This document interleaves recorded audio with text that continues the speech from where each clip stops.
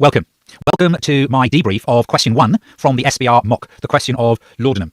Now, my name is Tom Clendon, and I am an ACCA member, which means that I did these exams as a younger man when I was working and juggling life at the same time, so I get the pressures that many of you are under. I've spent my career helping students pass their ACCA exams, and now that's what I do full-time, helping SBR students with my colleagues at FME Learn Online. But let's get on with the job in hand, which is to talk about how I'm going to help you better understand this question of laudanum. I'm going to show you how to pick up the easy marks. I'm going to make sure you understand some of the more technical stuff as well. I'm going to work it live. Now, question 1 is always on groups. This one happens to be a balance sheet, but in your actual exam, you could be faced with a P&L, you could be faced with a cash flow. You've got to be properly prepared. Now, if you're going to get the most out of this video, you need to have done the question already. You need to be sitting there with your answer to hand. So you can agree with the bits that you've got right. You can learn from the bits that you've got wrong. Yeah, you can annotate your answer. You can get a feel for how well you've done based on my debrief. So this is an opportunity to exit. This is an opportunity for you to put the video on pause or stop and go away and do the exam first, and then come back. I'll still be here when you come back, and then you'll get the maximum benefit from this video. Now, the question you've done is on group accounts. So that's syllabus area D, and it also contains some stuff on financial instruments. In fact, overall, it would be a very strange SBR exam that didn't have anything on financial instruments. They crop up all over the place, don't they? And if you're wanting additional support, if the debrief of this mock and the review of this particular question highlights that you've got some gaps in your technical knowledge, let me direct you to the study hub. Let me direct you in particular to chapter 15 and to chapter 8. We're going to take a deep dive into some of the technical applications of goodwill in this particular question. But that's enough of an introduction. Let's get on with the detail of debriefing the question. So I don't think there's too much to learn from the initial central piece of information. We're doing the accounts of 31st December, and we've got the draft accounts of 31st December X6. Other than that, it's all very vanilla. It's all very plain. Now, the first thing that I always do is open up the requirements, and I don't particularly read the requirement at this stage. What I do is I Control Copy C, and I dump the requirement into the Word response area, and it then takes a moment to reformat. This is a necessary thing to do. I'm working this question as a good student. I'm trying to show you best practice, and this is effectively what you would have to do in the actual exam. Right, what information do I have? Using Exhibit 1, I have got 12 marks to explain the impact of the measurement of goodwill and of net assets in respect of some adjustments. All right, so 12 marks there. I've also got in Part B to explain something around a loan, and that is for 9 marks. I don't really need to worry too much about Part B. I can see in the corner of my eye there, Exhibit 2. You'll get used to this if you haven't already, but the final requirement is numbers, numbers, numbers.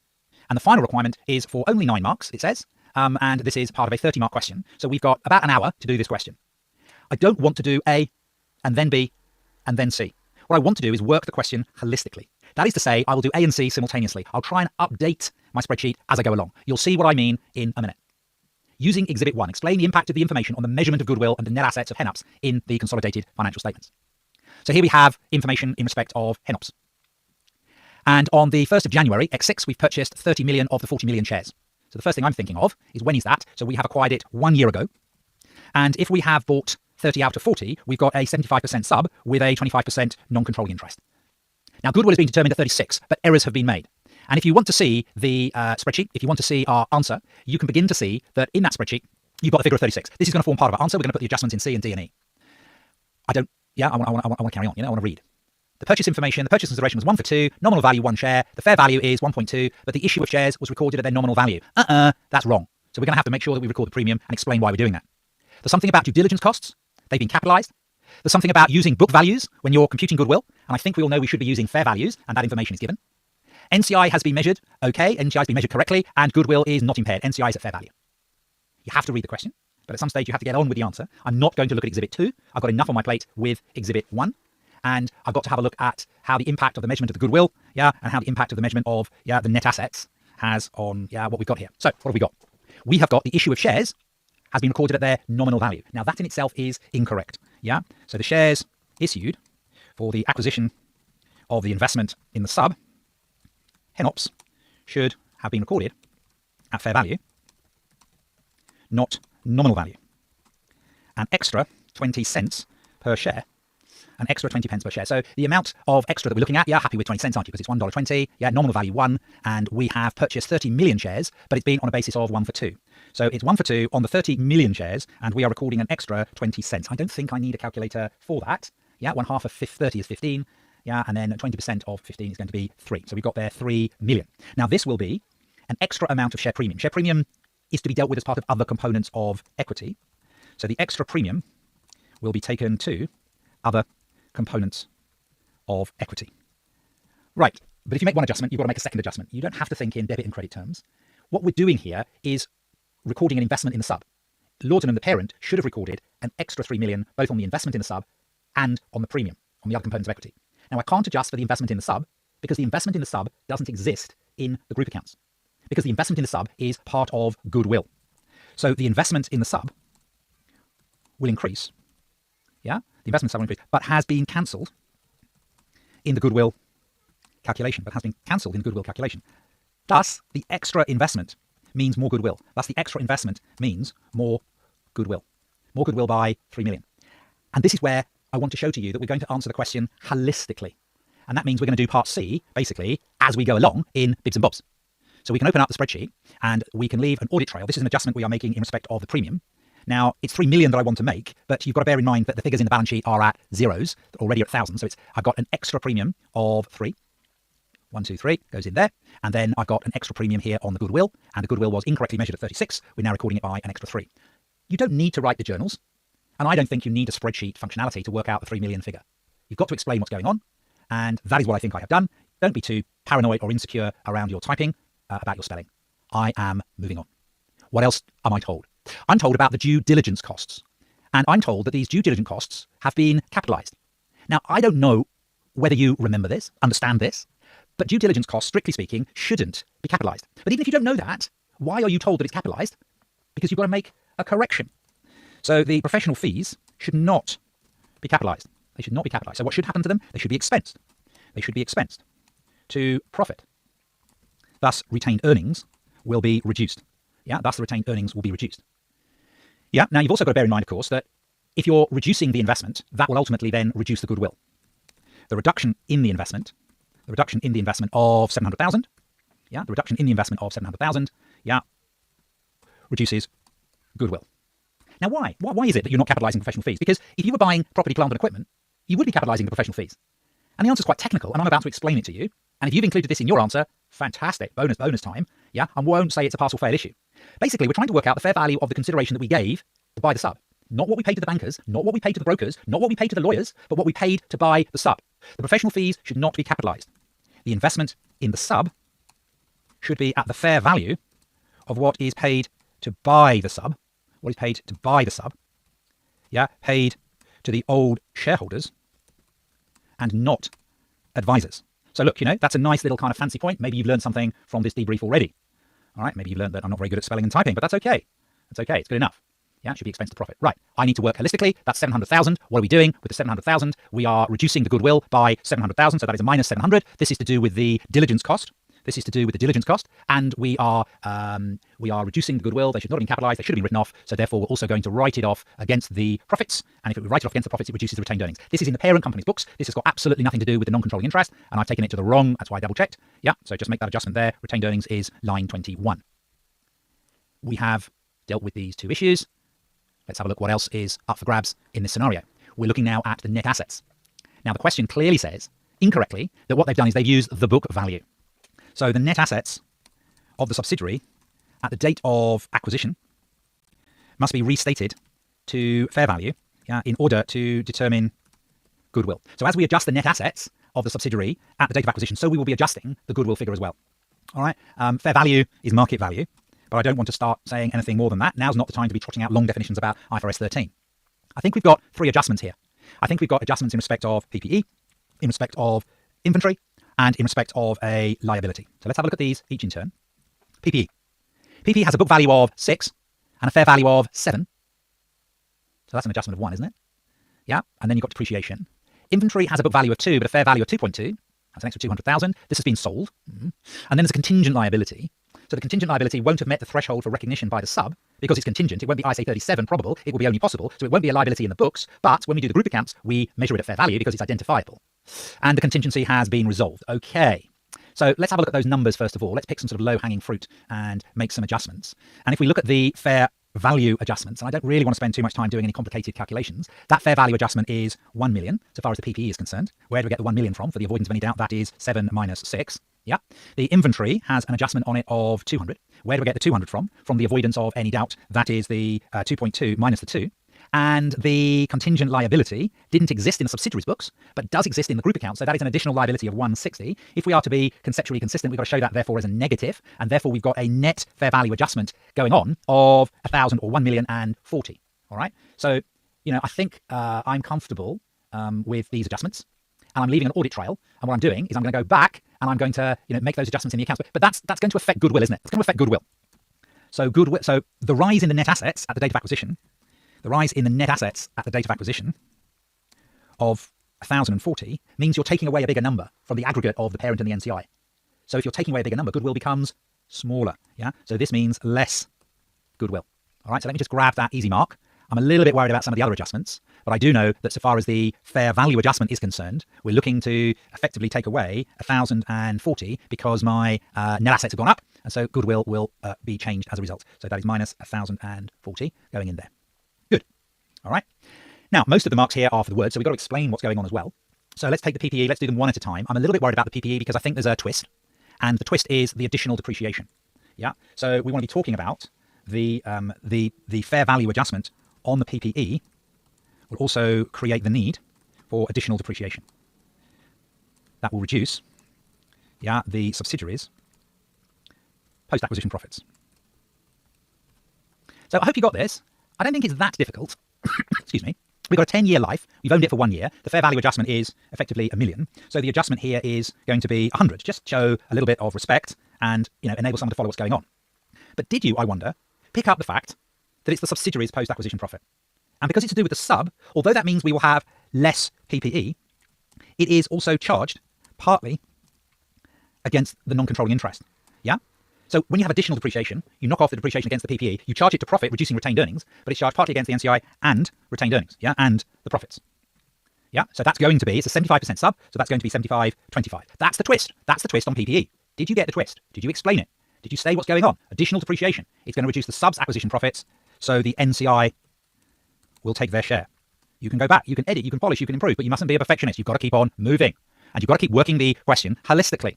So here we are in the PPE. This PPE is coming down. Well, this PPE is several things are happening to it. First of all, it's going up by 1,000. I get that now. And then because of the depreciation, that PPE is going down by 100. But that 100 is not exclusively being charged against the parent's profits. No, 75 can go against the parent's profits, and then 25 can go against the non-controlling interest. Let me just check I've got the right line there for the non-controlling interest. I have. Show your numbers individually. Try not to aggregate your numbers too much so that you can leave a cleaner audit trail. Let's have a look at the inventory. What's the twist? What's the story on the inventory? And the twist is that the inventory has been sold. This inventory has been sold. So if you wanted to add the 200 to current assets, you're wrong.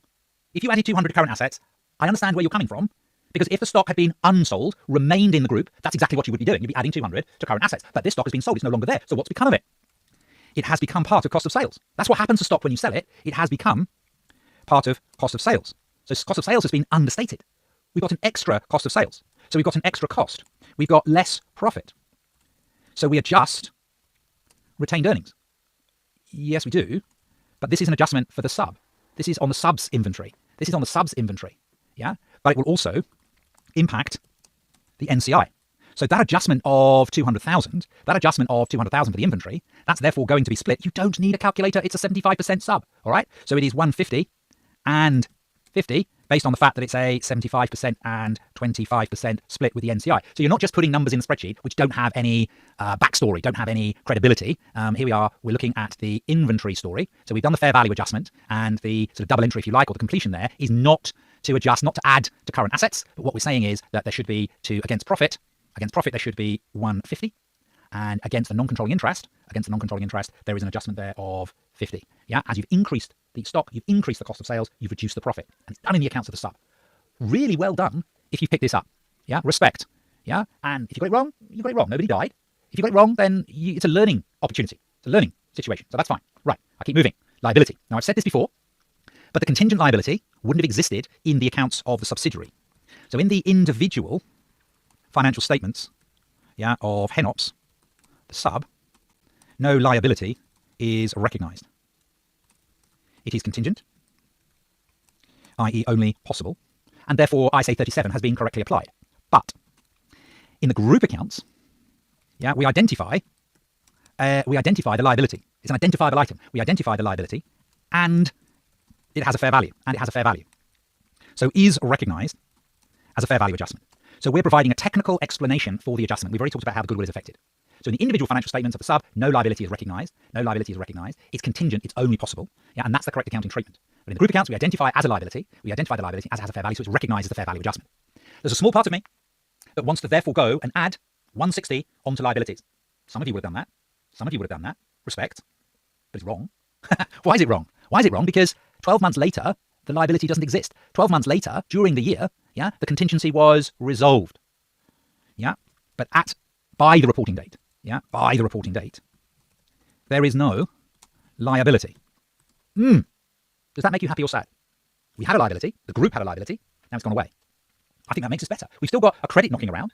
I can't show it as a liability because that liability has been resolved, has been removed. I think that makes me happy. Yeah, this is therefore a post-acquisition profit. This is therefore a post-acquisition profit of the subsidiary. Hey, fantastic. This liability of 160 no longer exists. Therefore, we're richer. We're richer. The subsidiary is richer. Yeah, the parent and the NCI will benefit. The parent and the NCI will benefit. So it's 75%, 25% split again, because if you make an adjustment in the post-acquisition of the sub, then we have to share that. 75% of 160 is 120. Yeah, 25% is a quarter. Quarter of 16 is 4. So we've got an adjustment here of 120 and we've got an adjustment here of 40. We are better off. We are better off because the liability has been removed. So we need to show an audit trail. We need to show an audit trail. What are we doing? This is part of the 1040, I think. So we are showing that we are better off, but we've already got figures in there. I don't want to aggregate them. It would then be difficult or annoying for a marker. So we're dealing with the contingent liability here. And the contingent liability here is meaning that we are showing a better profit of 120 and we're showing a better non-controlling interest. A better non-controlling interest of 40. Let me just make sure I've got those two lines correct. Retained earnings are 21. Retained earnings are 21. Yep, I am comfortable with what's going on. And I hope you are too. You may not have got this question perfectly correct, but you're learning. And you can see, I hope, yeah, how the answer is being put together in the time allowed. So, what have we got going on here? I need to move on, yeah, because I think I'm almost at the end of the acquisition story here. Yeah, the NCI was measured at fair value. Goodwill is not impaired. Yeah, I am then now having to consider the next part, which is how the loan to the supplier should be measured in the accounts of laudanum at 31st. So I've got to have a look at the loan to the supplier. Now, again, in approaching this answer, I'm going to have to read it first, understand it, make sure that I apply it, and try and answer it holistically as I consider the effects on the spreadsheet. The loan to the supplier should be measured in the accounts. So I'm a lender. So I'm thinking here that I have a financial asset. At the beginning of the year, I made a loan of 10 million to a key supplier. So I have a financial asset. Yeah, I have a financial asset. Now I incurred costs and I charged them to the P&L. They agreed to pay me 400,000 cash. So that will be interest. So there's a coupon rate of 4%. They agreed to pay me that 1 year, 2 year, and then a final repayment of a lump sum. So there's a premium on the redemption. So it's a 3-year loan of which 1 year has elapsed. And what I've done is I've said, well, you've paid me 400,000. That's the cash. I'll take that as my income. I'll take that in the P&L. That's what they've done. Now the supplier's got financial problems. So we've got objective evidence here that's going to lead to some sort of impairment. They have made the interest payment of 400,000 this year that they were supposed to, but then they renegotiate the terms. And the terms are, you'll just get your money back. You'll just get the 10 million back. None of this fancy premium, none of this second year, third year, 400,000. You'll just get the 10 million back. And we can assume that the repayment will be made. And laudanum has recognised a non-current asset of 10 million. And we've got an effective rate of 5%. There's a lot going on there. Luckily for me, though, it's 9 marks. So where do we start? I think we start at the beginning. Yeah. You know, the loan is a financial asset. As laudanum is a lender. Now, if you've got a financial asset, you've got to do a classification process. It's necessary to classify the asset to determine its accounting treatment. Do you know what SPPI stands for? Your marker will. When you're determining the accounting treatment for a financial asset, the cash flow test must be considered. Yeah, the cash flow test must be considered. Do you think it is met? Did you say this? I think it's worth a mark. I think it's an easy mark. I think you should say it. The cash flow test is all about whether or not the payments that we are going to receive are contractual, are certain, on fixed dates. Yes, yes, yes, yes, yes. So they don't represent profit. They don't represent a share of profit, They don't represent something that's variable and discretionary. They represent getting your money back plus a bit more for the time value of money and compensation for risk. So you are getting back solely the payments of principal and interest. The cash flow test is met. Laudanum will receive its money back. That's the contract anyway. Will receive its money back on certain dates with compensation in the form of interest. The payments are solely the repayment of principal and interest. it is a debt instrument. Now, because if it failed the test, it would be an equity instrument, it would be at fair value, and the default would be fair value through P&L, and then we could potentially make an election to have it at fair value through OCI. But that's not the case here. We have to consider the business model. And what are we going to do with it? There's no suggestion the asset will be sold. There is no suggestion of a fair value or the asset being sold. So there's no stewardship or accountability for what the asset is worth. The appropriate treatment, the appropriate classification and treatment is amortized cost. Yeah. And so look at your own answer. Have you used the phrase SPPI? Have you come to the conclusion that it's amortized cost? Because if you have, pat yourself on the back. That is surely worthy of a mark. But we need to get on with the detail of how it's going to be accounted for. So look, they charge $200,000 to P&L in respect of the loan arrangement costs. Even if you're not really sure what the appropriate accounting treatment is, you've got to come up with a disagreement for that. So these costs should have been capitalized. These costs should have been capitalized. And that's because the initial recognition of an amortized cost asset, the initial recognition of an amortized cost financial asset is fair value plus the transaction costs. And if you know that and you've done it, fantastic. So there is a mistake here around the $200,000 mark. There's a mistake around the $200,000 mark, yeah, as to how that has been dealt with. And therefore, that needs to be added back to profit. So add back to profit. Now, before I go and process that, I'd like just to double check there's no further adjustments to be made at this stage, and there are adjustments to be made. What we've done, what Laudanum has done, is recognise interest income in the profit and loss account for the year. Now, that is the amount that we have received by way of cash. So Laudanum, and we've got to edit this, has recognised interest income in the profit and loss account because that was the cash received, but that is wrong. I mean, everything that he's done in the question normally is wrong, yeah? The income should be based on the effective rate, and the effective rate is 5%. The cash received actually reduces. The cash received reduces the asset. Yeah, reduces the asset. That's how you account for the interest you received, the cash that you received. So the cash received, we're talking there about the 400,000. So the income that we should be recognizing, is 5%. Now, I wonder how many of you got this right.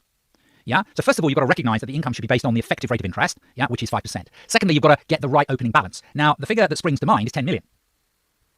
But it's not 10 million because these 200,000 costs should have been capitalized. So actually, the amount that we are wanting to acknowledge, as a income is 10,200, yeah, multiplied by 5%. And if you multiply that by 5%, we then get an income of 510. So the adjustment there that should be recognized in the income is 510. And that's how I've got the number. Now, if I go on too much, I'll begin to confuse myself. I've got the renegotiation story to come. What I would like to do very briefly is to recap numerically what's been happening to my initial investment. Yeah, because it was in the books at 10,000. So if I set up a small little table, you could do this in a spreadsheet. I think the model answer does it in a spreadsheet. So we've got an investment that has an opening balance, and that opening balance was 10 million, wasn't it? So this is just going to save us a little bit of time when it comes to the spreadsheet. The first thing that we've done is we should have capitalized the loan cost of 200. So we should have capitalized the arrangement costs. So that would have increased the asset. The 400,000 should have been deducted. Because that's the cash that we've received, which we didn't deduct. We recognize that instead as income. And then the income that we should have added, is 510. So what we can just do there is to insert a row afterwards. And do we need a calculator? What are we doing there? That's 110. That's 10,310. 10,310. So that is the new balance, the updated balance, that so far as the spreadsheet is concerned. All right. So that means we've got a net adjustment. Yeah, a net adjustment. There is a net adjustment increasing, yeah, both the investment and retained earnings, yeah, and the profits. This is nothing to do with the subsidiary, so this doesn't impact on the NCI whatsoever. The net adjustment is 310. The net adjustment is 310, and I hope you can see that from having a new balance of 10,310, yeah? So I'm trying to be transparent. This is the way I approach it. Obviously, there are slightly different ways, many different ways of skinning a cat, but I've got here an adjustment in my spreadsheet on the loan to the supplier. So the loan to the supplier, that was in the books there at 10, there it is. Just be paranoid, double check the loan to the supplier at 10, and we're making an adjustment here of 310. So we've got the net adjustments, and if we want to call that working one, we can call that working one, and we can leave a little bit of an audit trail. All right, so that increases the investment, or the loan, I should make, the financial asset. It also has a corresponding beneficial increase to the profit, yeah, because we're removing the arrangement costs, which were incorrectly capitalized. We're reversing out the cash received, but we are recognizing the income at the effective rate. Good, right. I haven't finished, nearly finished, but I'm breaking things down. And the next thing that I want to break down here is what's happening with the financial problems. They've entered financial problems. The supplier isn't going to pay us. They pay us the 400,000 the first year. But under the renegotiation of the terms, we don't get the payment for year 2 and year 3. So we miss out on the 400, and we don't get back the premium on the redemption. We just get back a one-off payment of 10 million. So there's some buzzwords, I think, that we need to make sure that we incorporate.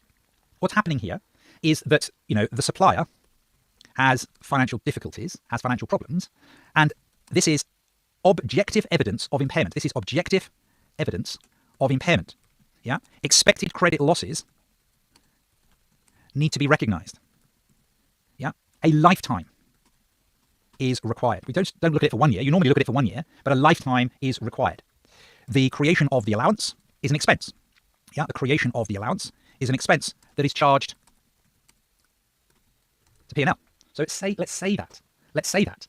And what we've got to do, well, there's two different ways really of approaching the numbers. And I'm here to teach you shortcuts. I'm here to make your life as easy as possible in arriving at the right answer. We could actually calculate the expected credit losses itself, because you're going to lose 400, you're going to lose 400, and then you've got to discount both of those numbers, and then you've also got a shortfall on the redemption. The other way of looking at it would be to say, well, what have we got left? And what we've got left is a one-off payment, a one-off receipt of 10 million. The asset needs to be written down to the present value of 10 million in 2 years' time. That's the final number that we need, and then the difference will be effectively the expected credit loss. So what we're trying to put in the accounts is the 10,000, divided by 1 and 1.05 to the power 2. Maybe you can do that in a spreadsheet, or maybe you can simply do it using the calculator. So here we are. Let's clear the calculator, and we are taking 10,000, and then we are dividing that by 1.05 because it's 5%, and then we're taking it to the power 2 because it's 2 years away, and then we get a figure of, life's too short to worry about those decimal places, 9,070. So this is the amount that we should have on the balance sheet, because our financial asset needs to be written down to this amount. All right, it needs to be written down to this amount. Now, you might think therefore the write down is 930, but you've got a current carrying value of the asset of 10,031. So you've got your current carrying value of your asset of 10,031. So if you then take it to the figure that you need, this then gives you the amount of your expected credit losses and the write-off that is now required. The write-off that is now required. So again, if you want to just double check that in a calculator, let's just clear what's going on there. Let's just clear what's going on there. So if we take there 10,310, and we take away from that 9,070, then we arrive at, and believe it or not, this is a quicker way of arriving at the expected credit losses of 1,240. That's the adjustment required in the financial statements. This will reduce retained earnings, because anything that goes through the P&L reduces retained earnings, and the financial asset. Okay, and the financial asset, 1,240. Back I go, forward I go. Here we are in the spreadsheet functionality. We are now doing a further adjustment. So we are in column I, and in column I, we are saying here, this is the impairment.